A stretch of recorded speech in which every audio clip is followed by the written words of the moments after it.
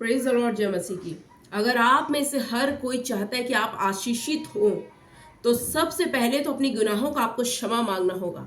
अब पहले जैसा नाटक नहीं चलेगा कि आप लोग पाप भी करें और आपको आशीष भी मिले। अगर मेरे बच्चे गलती करेंगे तो मैं उनको ताड़ना दूंगी, मैं बोलूंगी कि तुमने गलती करी है, पहले जाके क्षमा मांगो प्रभु से, मैं तुम्हें खाना नहीं दूंगी, पहले सॉरी बोलो तुम, क्योंकि वो बड़ी गलतियां कर रहे हैं, है ना। अगर आपका बच्चा गाली दे या चोरी करे या पाप करे या व्यभिचार करे तो आप क्या बोलोगे? कोई बात नहीं बेटा, कोई बात नहीं।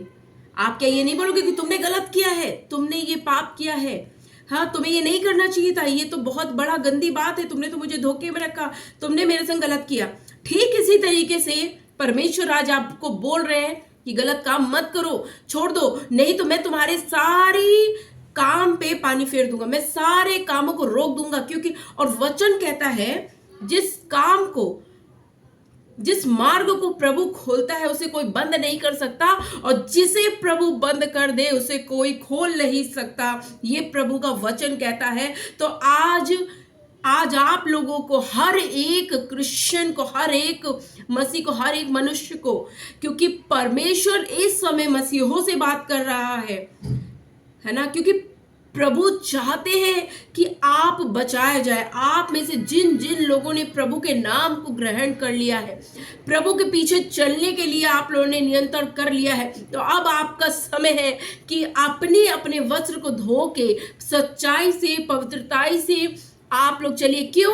कि परमेश्वर के डीएनए में पाप नहीं है, वो तो शैतान के डीएनए में पाप है। परमेश्वर, पाप का परमेश्वर से कोई रिश्ता नाता नहीं है। परमेश्वर पवित्र और पवित्र है, और वो चाहते हैं कि परमेश्वर के लोग भी पवित्र, अति पवित्र बने, क्योंकि वचन कहता है मैं पवित्र हूं तुम भी बनो। लेकिन आज मैं आपको ये नहीं बोलूंगी कि आप कौन सा पाप कर रहे हैं, लेकिन आप में से हर एक छोटा सा पाप भी ये पाप है और प्रभु की नजरों में घृणित है। और वो समय आ रहा है कि जब परमेश्वर अपने लोगों को लेने आ रहा है, लेकिन उससे पहले परमेश्वर लोगों को तैयार नहीं देख रहे हैं, क्योंकि आप लोग तैयार ही नहीं है, क्योंकि आप लोग सिर्फ आशीष, चमत्कार, छुटकारा के पीछे पड़े हुए हैं, जो कि किसी से कोई फायदा नहीं है। अभी समय है कि अपनी अपनी आत्माओं को बचाओ, अपनी आत्माओं के उद्धार के लिए प्रार्थना करो, छुटकारा, चंगाई के पीछे भागना बंद करो। मैं ये प्रचार कर रही हूं, मेरी बातों को सुनो, क्योंकि मैं प्रभु यीशु मसीह की ओर से आई हूं कि मैं आप लोगों को चेतावनियों को दूं और आपके पापों को रूबरू कराऊं, ताकि आप प्रभु से क्षमा मांगे और प्रभु के पीछे हो ले। क्योंकि देखिए, प्रभु नहीं चाहता है कि एक भी मनुष्य जाति नाश हो। प्रभु चाहते हैं कि हर एक मनुष्य जाति की आत्मा बचे। आप लोग क्यों संसार की अभिलाषाओं में लिप्त हो रहे? ना होइए। परमेश्वर बैर को, झगड़े को, ईर्ष्या को, क्रोध को, विरोध को, सबको छोड़ दीजिए। जो जो बातें गंदी है, जो जो बातें आपको स्वर्ग जाने से रोक रही है, उनको लात मार के निकालिए अपने घर से। आप किसी मनुष्य को मत लात मार के निकालने लगना। बातों को, दुष्ट आत्माओं को, जो गंदी बातों को आपके घर में लेके आती है, आपके घर में प्रवेश करती है। आपके घर क्या है? आपका जीवन है, आपका शरीर। वचन में लिखा है तुम पवित्र आत्मा का मंदिर हो, और इस मंदिर को शुद्ध रखना है। तो आपके जीवन में जितनी भी गड़बड़ियां आ रही है, जितनी भी गड़बड़ी बातें आ रही है, उसको निकालिए, उसको लात मार के निकालिए, क्योंकि ये बातें आपको रोक रही है। मैं नहीं जानती आपकी जिंदगी में क्या चल रहा है, कौन सा पाप चल रहा है, किस पाप से आप लोग लड़ रहे हैं, लेकिन सारे पापों को आप परमेश्वर के चरणों में रख के आप बोलिए कि प्रभु, मैं अपने सारे अपराधों, पापों, गुनाहों से क्षमा मांगती हूँ, मुझे क्षमा कर दीजिए, और मैं आपके पीछे चलना चाहती हूँ, मुझे सामर्थ्य दीजिए। तो प्रभु आपकी सुनेगा। मैं सिर्फ प्रभु की जुबान हूँ, बस मेरा ये शरीर प्रभु इस्तेमाल कर रहा है। बोलने वाली जुबान परमेश्वर की है। मैं अपनी तरफ से कुछ भी नहीं बोल रही हूं, मैं कुछ भी मैं लिख के नहीं बैठी हूं। इस बात का मैं कितनी बार मैं आप लोग को बताऊं, मैं आपको बताना चाह रही हूं कि प्रभु का पाप से कोई संबंध नहीं है। परमेश्वर चाहते हैं कि आप अपने गुनाहों की क्षमा मांग के पवित्रताई से आए, क्योंकि जब हम वचन पढ़ते हैं तो वचन में साफ साफ यही लिखा है कि वस्त्र धो लो। इस चीज पे सबसे ज्यादा फोकस दिया गया है। क्या आप इस बात को समझ पा रहे हैं? मैं आइए आज आपको बहुत ही गहराई में लेके जा रही हूँ।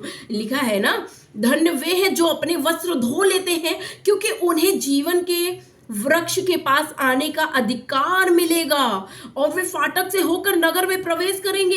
ये स्वर्ग की बात हो रही है। स्वर्ग में कौन जाएगा? जो अपने जीवन से हर एक मलिनता को, हर एक पाप को, हर एक गुनाहों को, हर एक गंदी बातों को अपनी जिंदगी से निकाल के फेंक दे। मैं समझ सकती हूँ एकदम से नहीं होता है, लेकिन आप कोशिश कर सकते हैं, क्योंकि अगर आपका मन सच्चा है, अगर आपने अपने मन में ठान लिया कि नहीं मुझे ऐसा करना है, तो शैतान की हिम्मत नहीं है कि वह आपके जीवन में कार्य कर सके या आपके जीवन में दखल दे सके, है ना। नहीं कर सकता, क्योंकि आप प्रभु की सुरक्षा मांग लेंगे, क्योंकि आप प्रभु के बाड़े में आ जाएंगे, है ना। तो अगर आपको स्वर्ग में जाना है तो अपने शरीर को शुद्ध बनाना होगा।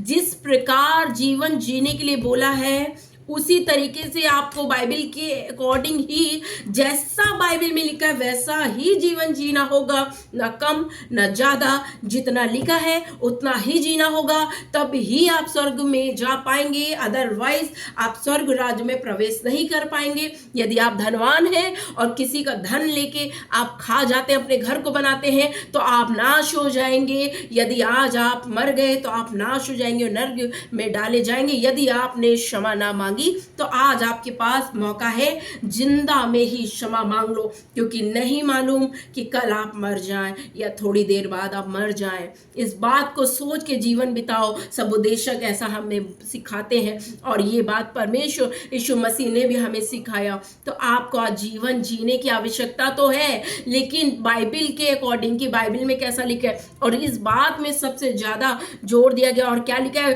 पर कुत्ते और टोने और व्यभिचारी और हत्यारे और मूर्ति पूजक और हर एक झूठ का चाहने वाला, गढ़ने वाला बाहर रहेगा, वो स्वर्ग राज्य में प्रवेश नहीं करेगा। अगर आप चाहते हैं कि इस संसार में जो आप दुख भोग रहे हैं, अगर आप चाहते हैं कि दोबारा ऐसा ना हो, तो देखिए आप प्रभु की आज्ञाओं पे चलिए, क्योंकि बहुत सारे, है ना, बहुत सारे बिलियंस क्रिश्चियन है, लेकिन बहुतों का जीवन बिल्कुल कबाड़ा हो रखा है, तहस नहस हो रखा है। उनकी जिंदगियों में शैतान ने ऐसी उधम मचाई हुई है। क्यों? क्योंकि शैतान ने उनसे बोला, उनको कुछ कुछ बातें बोला और वो उस बात को मान के बैठ गए, लेकिन उनका भरोसा ये नहीं हुआ कि वो प्रभु से प्रार्थना करें। जो परमेश्वर जब प्रभु क्रूस पे चढ़े थे, उनसे उस पापी ने क्षमा मांगी, उस डाकू ने, और प्रभु ने उसी समय क्षमा किया था, मरने वाला था। लेकिन आज आप जीवित हैं। कल की चिंता कल पे छोड़ दो, आज के बारे में सोचो। आज का दुख आज के लिए काफी है। तो अगर आप स्वर्ग राज्य में जाना चाहते हैं तो मैं आपको घुमा फिरा के बातें नहीं बताऊंगी, मैं आपको टेढ़ा मेढ़ा करके नहीं बताऊंगी। मैं सीधे सीधे शब्दों से आपको बता रही हूँ कि आपको अपने वस्त्र को धोना होगा। और अगर आप ये सोचे कि यहाँ पे आप खूब सारा धनवान होके और धनवान बन के अगर आप कर ले, तो याद रखिए जो यहाँ पे अभिलाषाएं भोगेगा वो उसका उद्धार नहीं होगा। अगर प्रभु ने दिया है तो बस प्रभु का धन्यवाद करें, खाएं और बस जीवन प्रभु के अकॉर्डिंग ही जीना है। लेकिन आज मसीह लोग नहीं कर रहे ऐसा, सारे कुकर्म कर रहे हैं, बट उनको लगता है कि नहीं वो सही कर रहे हैं, लेकिन वो सही नहीं कर रहे। मेरे प्रियो, आपको प्रभु से क्षमा मांगने की जरूरत है ना। मैं आपको, और क्या लिखा हुआ है, आगे लिखा है ना, क्योंकि इस बात पे इतना जोर दिया गया है। देख मैं शीघ्र आने वाला हूं, और ये बात बोला है, प्रभु आएंगे। मजाक ना समझिए।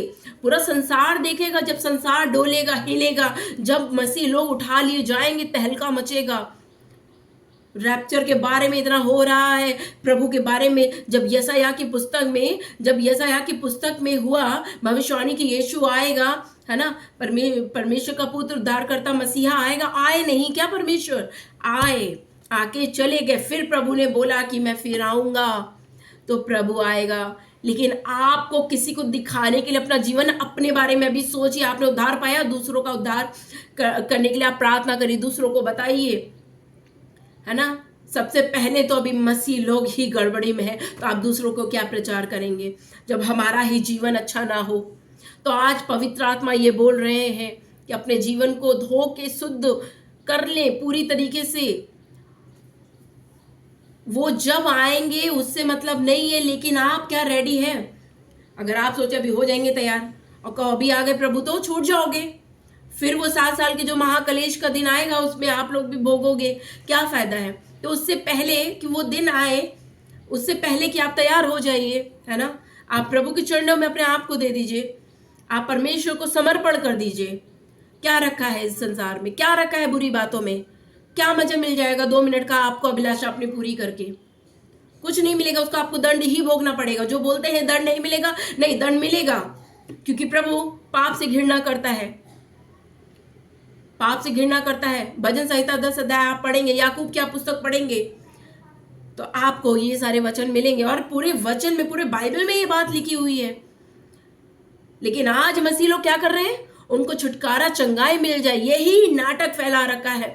आत्मा की किसी को कोई चिंता ही नहीं है, आत्मा नर्क में जाए कहीं भी जाए उनको कोई फर्क नहीं पड़ता। संसार में उनकी अभिलाषाएं पूरी होनी चाहिए, बस इसी के पीछे लगे हुए हैं। प्रभु की महिमा हो रही नहीं हो रही कोई मतलब नहीं है, बस एक ठप्पा लगा लिया कि मैं क्रिश्चियन हूं। अरे क्रिश्चियन लोग ही तो सबसे आगे खड़े होंगे, ठप्पा लगाने से कुछ नहीं होगा।